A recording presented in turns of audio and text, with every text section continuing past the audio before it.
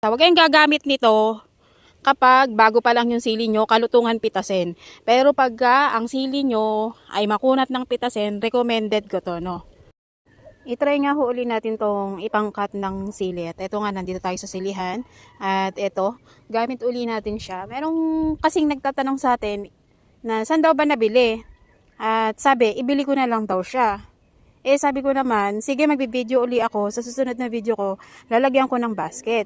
So guys, yung ganito mabilis tong ipangpitas kapag makunat ng pitasin yung sili nyo. Pero pagka naman malutong yung sili nyo, manu-manuhin nyo na lang kamayin. Wag na kayong gumamit nito Basta ito, pag lang makunat yung sili. Alam nyo yun, sa mga nagsisili dyan, alam nila yung mga makunat ng pitasin.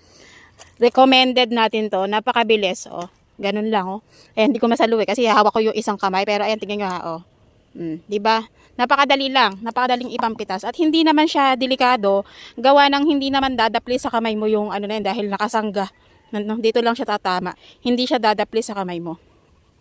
So, yun lang yun sa akin guys Huwag kayong gagamit nito kapag bago pa lang yung sili nyo, kalutungan pitasin. Pero pagka ang sili nyo ay makunat ng pitasin, recommended ko to, no? And meron pa tayong isa dito. Ito naman kung